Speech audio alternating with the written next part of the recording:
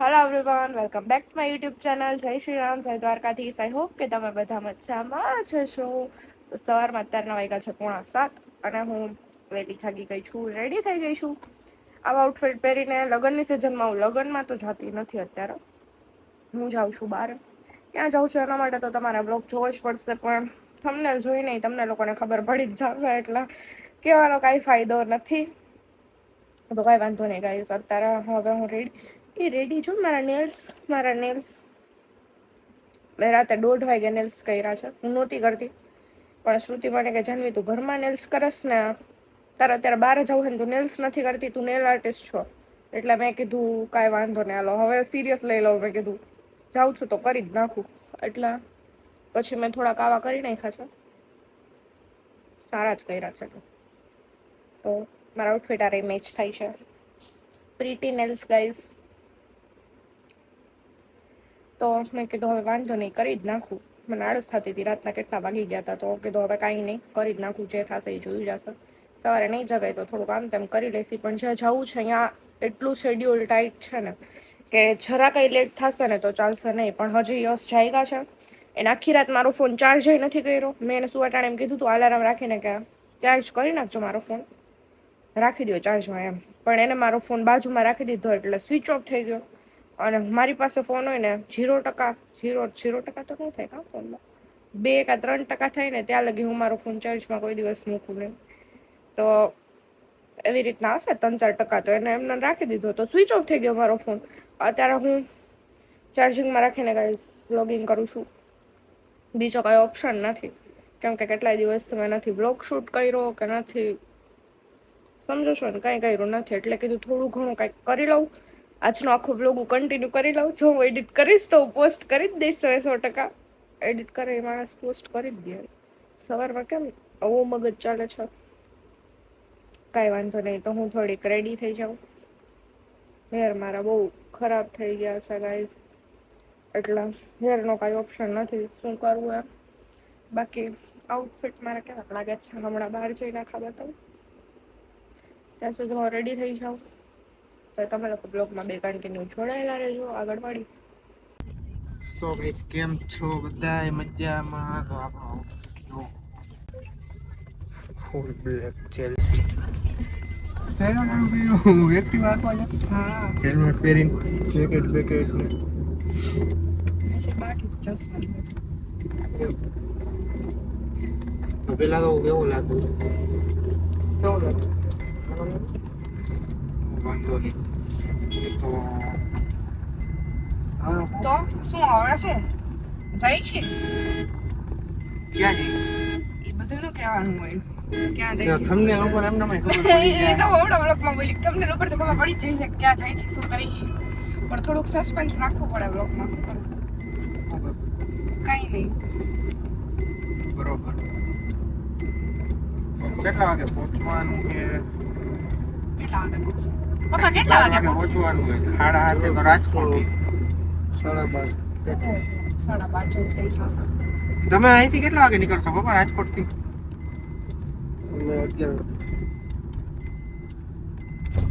અમે હમણાં મોટી સરપ્રાઈઝ દેવાના છે ને એટલે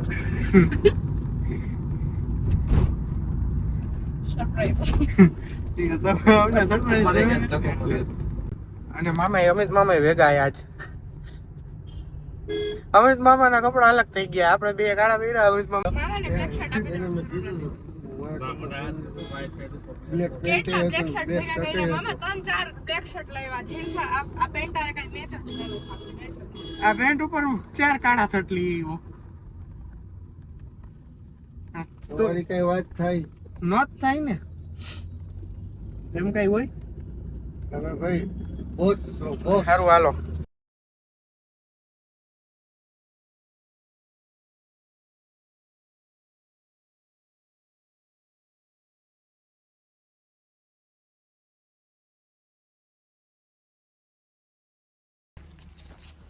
તો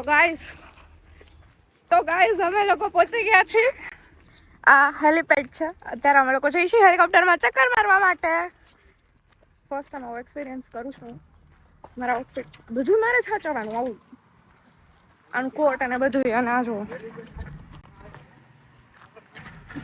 તો ગાઈસ કાંઈ નહીં, અત્યારે તો હજી ફોટોસના વિડીયોઝને બધું ચાલશે અને પછી હવે નીકળશી.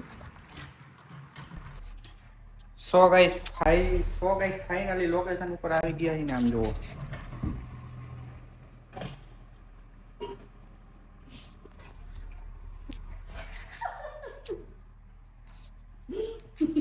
તો ગાઈસ આપણે આમાં જવાનું છે અત્યારે અને અમે લોકો રાહ જોઈ છીએ, વેઇટિંગ કરી છે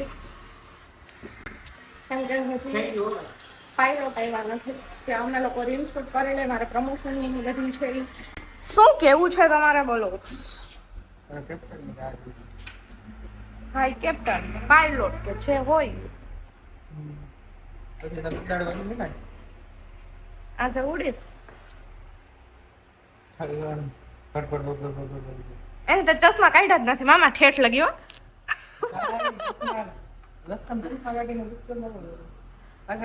આ કે તડકો હે ચશ્મા પહેર્યા છે અમાર પાસે હે ચશ્મા આમ પહેરી. તારી ઈચ્છા પૂરી. આ કાટ નહીં કામ બસ. હા યાર એટલે જ કાઢતી નથી ચશ્મા મારા. એના ચશ્મા પડ્યા. ચશ્મા વાળાને આ પ્રોબ્લેમ. ગાઈસ અમે લોકો પહોંચી ગયા છીએ. યસ બંધ હવે ચાલુ થયું. બોલો આવ્યો તો ચાલો અમે બધા જઈએ હેલિકોપ્ટરમાં. હાલો સો ગાઈસ અમે લોકો પહોંચી ગયા છીએ ને અમારા રવિભાઈ આ બાજુ હાલો કરી દો. હાય રવિભાઈ જાજા ટાઈમે મહિલા કા રવિભાઈ બહુ વરસ નાનો હતો ને મોટો થઈ ગયો. ગાઈસ થોડુંક હવે ફોટોશૂટ કરી લઈએ, ટાઈમ નથી એટલો બધો, પછી વ્લોગ કન્ટિન્યુ કરી.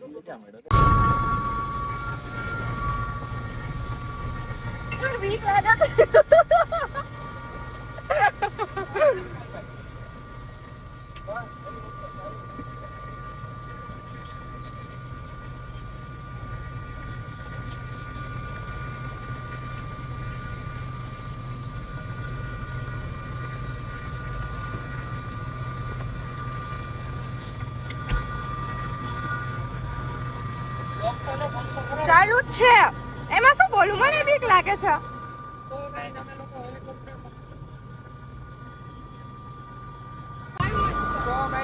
હેલિકોપ્ટરમાં બેસી ગયા છીએ ને હવે અમારું જાનવી કેવો ફીલ થાય છે હેલિકોપ્ટરમાં બેસીને. અને જો માખિયા ફરવાનું ચાલુ થઈ ગયું હોય, આમાં તમને ભરથાયા દેખાતા છે. અને પહેલી વાર છે જાનવીએ કીધું ને પહેલી વાર મારે કેમ છે ને રોજનું હોય સીટ બેલ્ટ નો વાટતી હો. એમાં નથી એક સીટ આપ્યું છે તને. કદાચ હું માનસિક કરું તો ઉતરી જઈએ ઢેકડો મારી. અને ગાઈસ જો હેલિકોપ્ટર ઉડવાની તૈયારી અને હેલિકોપ્ટર ઉડે ઉડે. એવું નથી, અવાજના લીધે થોડુંક બીક લાગે છે, બાકી એવું કંઈ નથી.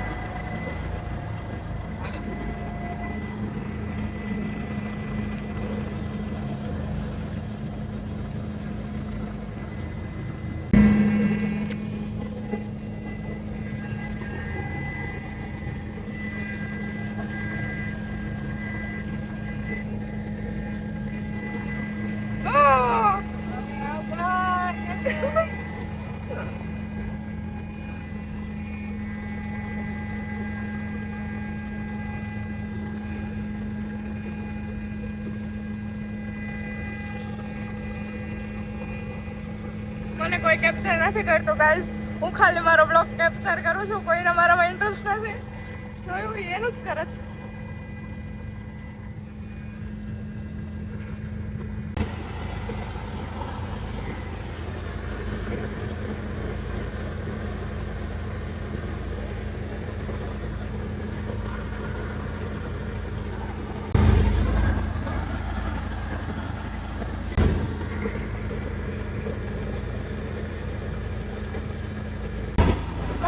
તમે લોકો અત્યારે હેલિકોપ્ટરમાં હિને અમને જ અમે બોલી નથી સંભળાતું. સમજો હો તમે, આમાં કઈ અવાજ જ નથી આવતો.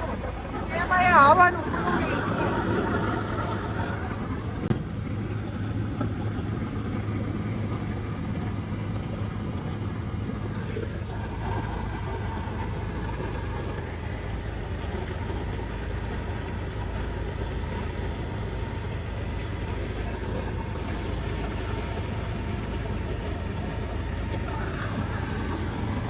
મામા બેઠા હે મોજમાં.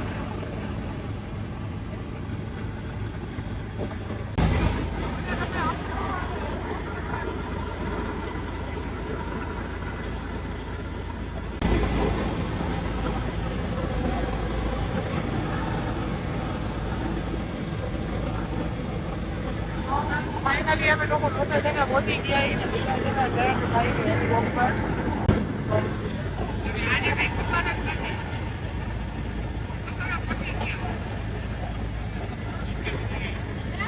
ધીમે ધીમે ઉતારે.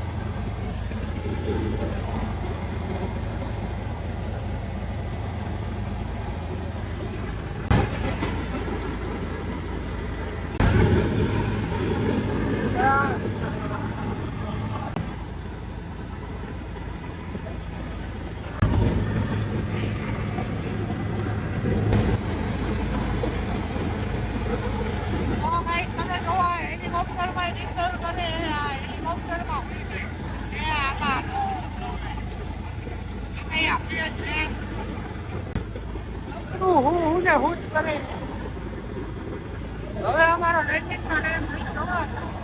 હવે પહોંચવા આવ્યા.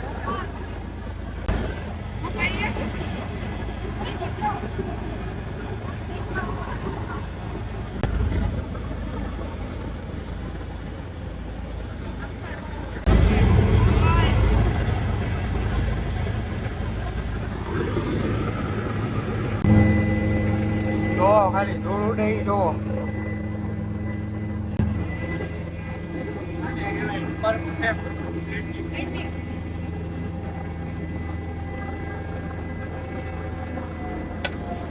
તો કેવી મજા આવી તમને? તમને કેવી મજા આવી મામા? બહુ મજા આવી. હવે નહીં બે ભાઈ ઓપ્શન થયો. મને તો મજા આવી હો. ઓમ કંટાળો આવતો કેમ કે ઉપર ચડે નીચે ઉતરે ત્યારે ફીલ થાય. બાકી કાંઈ ફીલ થાય નહીં એમને બેઠું એટલે આપણને હવે કંટાળો નો ફાટી થાય. આવી ગયો નતો ક્યાંથી શું હતો એટલે 300 કિલોમીટર 250 કિલોમીટર અડધી કલાકમાં થાય. અડધી કલાક હા 1 કલાક 1.5 કલાક 2 વાગે ત્યારે સાડા 3 એક દિવસ આમ જ જોતી હેલિકોપ્ટરને આમ જ ટાટા કરતી આમ કરીને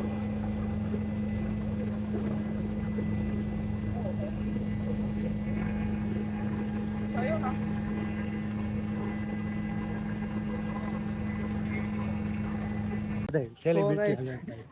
હેલિકોપ્ટર માંથી લેન્ડ કર્યું એનો તો વાંધો ને. પબ્લિક તો જો આમ કેવું ફીલ આવ્યું. સેલિબ્રિટી ડન ને હવે ડન આ તારું ફેન ફોલોવિંગ એમ. હા હવે ઘરે ભેગું થા. સો ગાઈસ પાછા હતા અહીંયા આવી ગયા મારી લાડોમાં. પપ્પા ને આ બે આવ્યા હતા તેડવા. ચડી વિડિયો લેતો તો વળી કે નજીક જ નતો આવવા દેતો. અભી તો ખેંચી લે ને અરે પાયલોટ ઓલું હોય ને એ કે ખેંચી લેશે તરત એટલે ના પાડતા.